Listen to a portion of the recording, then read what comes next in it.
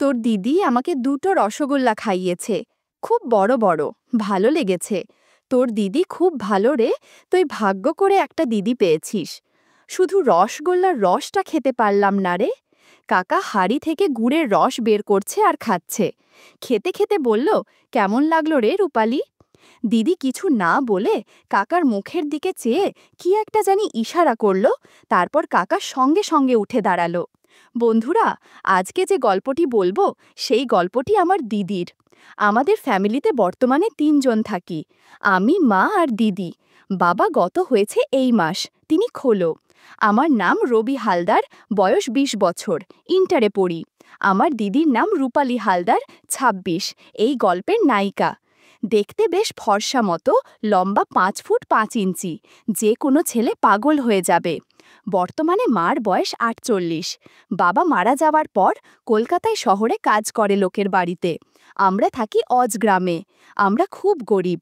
বাবা মারা যাওয়ার পর আমাদের কিছু জমি আছে যেটা দিদি চাষ করে। দিদি মাধ্যমিক পাশ করার পরে স্কুল ছেড়ে দেয়। বর্তমানে দিদির বিয়ের জন্য আমাকে বলে, দিদির বিয়ের একটা ব্যবস্থা কর। আমি মাকে বলি, কিভাবে বিয়ে দেব? বিয়ের জন্য তো অনেক টাকার দরকার। আমি পড়াশোনা ছেড়ে দিচ্ছি তাহলে। বলে তারপরে আমি স্কুল ছেড়ে দিয়ে গ্রামের চাষের কাজে লেগে গেলাম। আমি আর আমার জমিতে চাষ করি এবং লোকের জমিতে কাজ করি, যাতে কিছু টাকা ইনকাম করে দিদির বিয়ের ব্যবস্থা করতে পারি। এইভাবে ১ বছর কাজ করার পর বেশ কিছু টাকা জোগা গেল। মাকে বললাম, মা, তুমি ছেলে দেখার ব্যবস্থা কর। দিদিকে বললাম, দিদি, তোকে আবার বিয়ে করতে। দিদিও হ্যাঁ বলল। তারপর একদিন একটা ছেলে এলো দেখতে আমাদের বাড়িতে। ছেলে সরাসরি বলে দিল, এই মেয়ে আমার পছন্দ না। আমাদের মনটাও ভেঙে গেল। আবার চেষ্টা শুরু হলো নতুন করে ছেলে দেখা। এভাবে আমাকে দিনটা চলতে থাকবে। দেখতে দেখতে দিদির বয়স ২৮ হয়ে গেল, আমার বয়স ২০ হলো। ইদানিং কেমন হয়ে যাচ্ছে, কথায় কথায় ঝগড়া করে। আমি একদিন জমিতে যখন গ্রামের লোকজনের সাথে যখন কাজ করছে অন্য লোকের জমিতে, তখন শুনতে পেলাম রতন কাকার কথা। ফিসফিস করে বলছে, একটা মেয়ে পটিয়েছি রে মিলন। মিলন কাকা বলল, কে? আমাদের গ্রামে আছে এমন সুন্দরী? আমাদের গ্রামে তো একটাই আছে, রবির দিদি। রতন কাকা বলল, পরে বলবো, সুযোগ পেলে তোকেও দেব ভাগ। আমি এদের কথাবার্তা পুরোপুরি বুঝতে পেলাম না, তাই নিজের মন দিলাম। তারপর আমি বাড়িতে গিয়ে শুনলাম দিদি আগামীকাল ওর বান্ধবীর ছেলের জন্মদিন, সেখানে যাবে। আমি বললাম, ঠিক আছে, তুই যাবি, কিন্তু তাড়াতাড়ি চলে আসবি। তারপর দিদি বলল, ঠিক আছে, আমি তাড়াতাড়ি চলে আসব।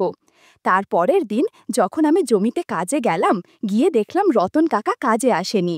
আমি মিলন কাকাকে জিজ্ঞাসা করতে বলল, রতন আজকে মধু খেতে গেছে। ওর কাছে রতন কাকা হলো আমাদের গ্রামে একজন গরিব মানুষ, আমাদের মতো। বিয়ে হয়নি এখনো, মানে বিয়ে করিনি। গ্রামের নষ্ট পড়া, এক কথায় খারাপ লোক। রতন কাকার বয়স বর্তমানে ৪০। দেখতে সম্পূর্ণ কালো, কিন্তু একটা তেজ আছে, প্রচুর ক্ষমতা। তারপর আমি কাজ করে বাড়িতে এসে দেখি দিদি নিমন্ত্রণ বাড়ি চলে গেছে। রাত ১০টা বেজে গেল, এখনও দিদির বাড়িতে এলো না নিমন্ত্রণ বাড়ি থেকে। তাই ভাবলাম একটু এগিয়ে এগিয়ে দেখি। আর গ্রামের দিকে রাত ১০টা, মনে অনেক রাত। আমি হাঁটতে হাঁটতে এগিয়ে গেলাম বাজারের মোড়ের দিকে। গ্রামের রাস্তায় একটা মানুষের জন দেখা যাচ্ছে না। এরকম কিছু দূর যাওয়ার পর দেখতে পেলাম দুটো মানুষ দাঁড়িয়ে আছে। কাছে যেতে দেখি দিদি আর রতন কাকা দাঁড়িয়ে। আমি বললাম, এত রাত হলো তোর? দিদি বলল, কোনো গাড়ি পাচ্ছিলাম না, তাই দেরি হয়ে গেল। আর আর আস্তে আস্তে রতন কাকার সঙ্গে দেখা হয়ে গেলে, তাই রতন কাকা আমি একসঙ্গে আসছি। আমি রতন কাকাকে জিজ্ঞাসা করলাম, কাকা, তুমি কোথায় গিয়েছিলে? রতন কাকা বলল, আমি একটু শহরে গেছিলাম। শহর থেকে থেকে ফেরার সময় তোর দিদির সাথে দেখা হয়ে গেল, তাই এখনই আসলাম একসাথে। জানিস তো ভাই, রতন কাকা আমাকে আইসক্রিম খাইয়েছে, খুব ভালো আইসক্রিমটা। রতন কাকা, জানিস না রবি, তোর দিদি আইসক্রিম খেতে খুব ভালোবাসে, বলল রতন কাকা।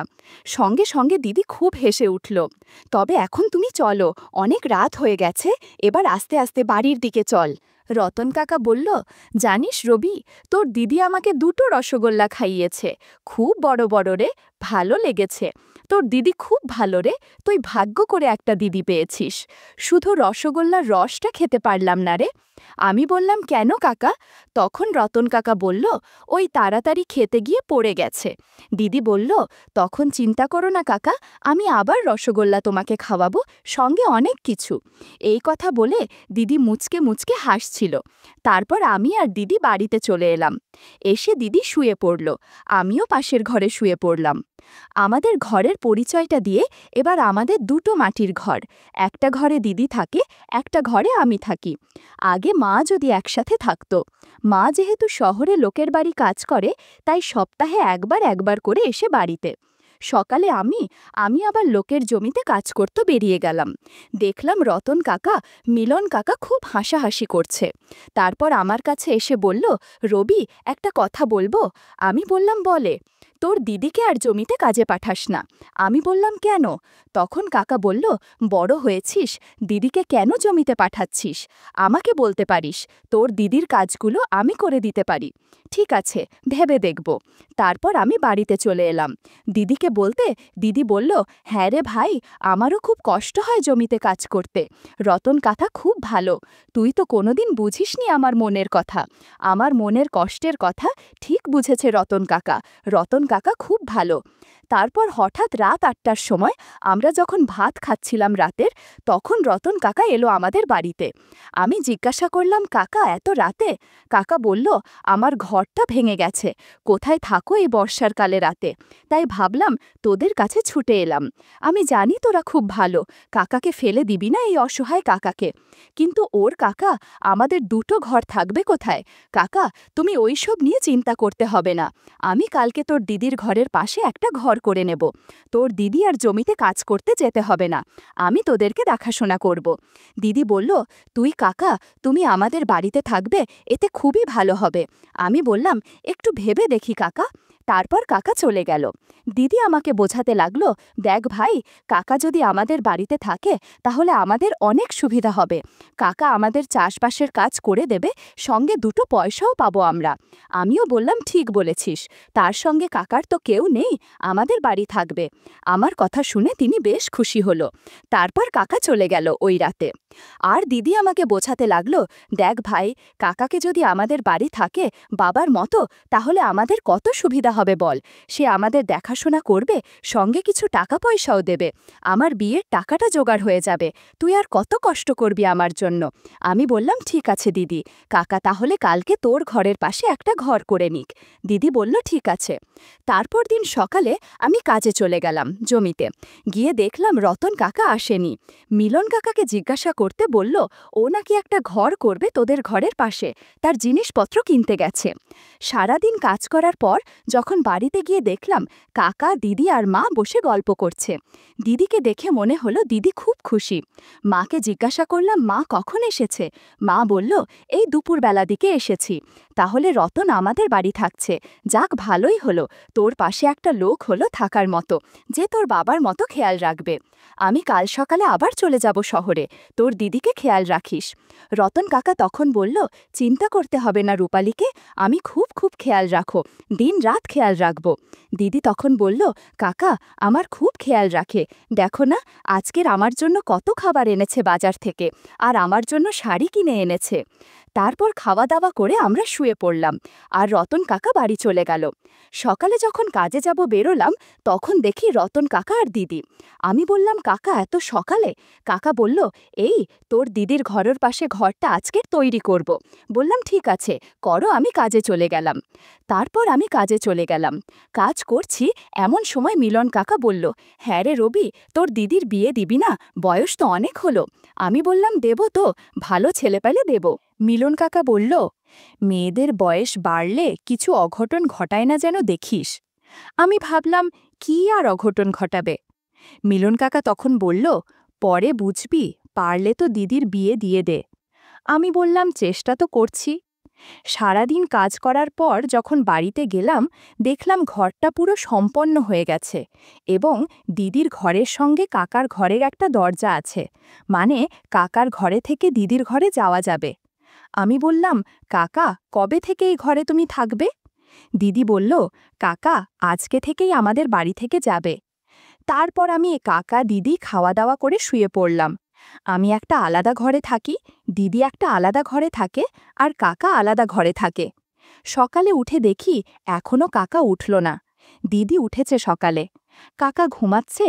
এখন ডাকতে হবে না, সারাদিন অনেক কাজ করেছে, আজকে কাজে যাবে না মনে হয় কাকা, তুই চলে যা। আমিও কাজে চলে গেলাম। সারাদিন পর যখন বাড়িতে এলাম, দেখি দিদি আর কাকা বাড়িতে নেই। কিছুক্ষণ বসে থাকার পর দিদি আর কাকা বাড়িতে এলো। জিজ্ঞাসা করতে বলল, একটু বাজারে গেছিলাম, কিছু কেনাকাটি করার ছিল। তারপরে খাওয়া দাওয়া করে শুয়ে পড়লাম।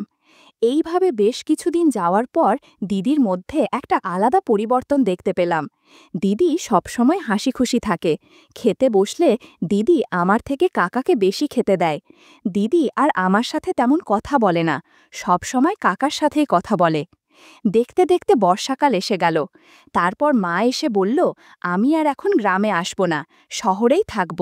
গ্রামে সবসময় আসা যায় না। বর্ষাকালে আমি 6 মাস পর বাড়িতে ফিরব। কিছু টাকা দিয়ে চলে গেল মা শহরে। ও ঘর বর্ষা নেমে গেল, সব সময় বৃষ্টি হচ্ছে। তো একদিন রাতে যখন ঘুমাচ্ছে, হঠাৎ আকাশটা খুব জোর ডেকে উঠল। আমার ঘুমটা তখন ভেঙে গেল। তখন রাত 12টা কি 1টা হবে, কিছুতেই ঘুম আসছে না। তাই ভাবলাম একটু বাইরে দেখি কতটা জোরে বৃষ্টি হচ্ছে। আমি বাইরে বের হয়ে দেখি আকাশ ঘন কালো ছেয়ে গেছে, আর দুমকা হাওয়া মারছে, হালকা ঝড় বইছে এবং প্রচণ্ড জোড়া আকাশ ডাকছে, আর ঝিরঝির করে বৃষ্টি হচ্ছে। ভাবলাম একটু রান্নাঘর থেকে জল খেয়ে আসি। আমি জল খেতে গিয়ে দেখি রান্নাঘরে একটা জায়গা থেকে জল পড়ছে। ভাবলাম দিদিকে ডেকে বলি, এই জায়গাটা কালকের একটু সারিয়ে নেয়ার দরকার আছে, যাতে জল না পড়ে। দিদির ঘরে ঢুকে দেখি দিদি নেই। তারপর পাশে দেখি কাকার ঘরের সাথে দিদির ঘরে দরজা ছিল, সেটা খোলা। আমি দরজার কাছে যেতে দেখি কাকার ঘরে একটা ছোট্ট হারকিনের আলো জ্বলছে। তারপর কাকার ঘরে ঢুকতে যাব, দেখি দিদি শুয়ে আছে, আর কাকা দিদির মাথা ধরে বসে সর্ষের তেল দিয়ে মালিশ করে দিচ্ছে। আমি ঘরে ঢুকতে গিয়ে ঢুকলাম না এবং বেরিয়ে এলাম, আর ভাবলাম এসব কি হচ্ছে, বাবার বয়সী কাকা আর দিদি এসব কি করছে। তারপর যেন মাথার মধ্যে ভন ভন করে ঘুরতে রইল। তারপর আমি বেরিয়ে এলাম, কি করব বুঝতে পারলাম না। তারপরে চিন্তা করলাম, কি করছো ওরা, আমি সেটা দেখব, কিন্তু কিভাবে দেখব। আস্তে আস্তে আমি রান্না করে গেলাম। রান্নাঘরের বেড়ার ফাঁকা থেকে দেখলাম দিদি মুচকি মুচকি হাসছে, আর কি বলছে, আর কাকা রাগ দেখাচ্ছে। তারপর হঠাৎ দিদি বলে উঠল, কাকা তুমি অনেক দক্ষ কারিগর। তারপর কাকা কি একটা বলল, আমি ঠিক শুনতে পেলাম না। তারপর মনে হলো ওরা কি বলছে, শুনতে হবে। তারপরে বাইরে এলাম। বাইরে এসে দেখলাম জানালা দেয়া কাকার ঘরে। আমি আস্তে করে জানালাটা চাপ দিতে কিছুটা খুলে গেল, এবং কাছ থেকে স্পষ্ট দেখা যাচ্ছে দিদির মুখটা। কাকা মাথায় তেল মালিশ করছে আর বলছে, এভাবে তোর অনেক ভালো লাগবে। দিদি তখন বলল, কাকা তুমি আছো বলেই আমার কোনো চিন্তা নেই, নিচে গুড়ের রস রাখা আছে, একটু খেয়ে দেখো। আমি দেখলাম কাকা হাঁড়ি থেকে গুড়ের রস বের করছে আর খাচ্ছে। খেতে খেতে বলল, কেমন লাগলো রে রূপালি। দিদি কিছু না বলে কাকার মুখের দিকে চেয়ে কি একটা জানি ইশারা করল। তারপর কাকা সঙ্গে সঙ্গে উঠে দাঁড়ালো। হঠাৎ খুব জোরে বিদ্যুৎ চমকালো। আমি পিছন দিকে তাকিয়ে দেখি খুব জোরে বৃষ্টি এসেছে। ঘরের ভেতরের দৃশ্য আর বাইরের বৃষ্টি দেখে বেশ ভালো লাগলো এবং খুব আনন্দ লাগছে মনে মনে। ওদিকে কাকা দিদিকে বলল, কেমন লাগলো রূপালি। দিদি বলল, খুব ভালো লেগেছে, বৃষ্টির দিনে এরকম হলে তো অনেক ভালো লাগে। তুমি মাঝে মাঝে দুপুরবেলায় চলে আসবে, কাজ থেকে এসে আমাকে মালিশ করে দিবে। এরপর তারা কিছু আলাপ আলোচনা করল। কাকা উঠে কলঘরের দিকে চলে গেল হাতে গুড়ের রস পরিষ্কার করতে। বন্ধুরা, ইউটিউবের গল্পগুলো শুনে মজা না পেলে আমার ওয়েবসাইটে দেয়া গল্পগুলো শুনতে পারো। সেখানে প্রতিদিন খোলামেলা গল্প আপলোড করা হয়। কমেন্টে ওয়েবসাইটের লিংক দেয়া আছে।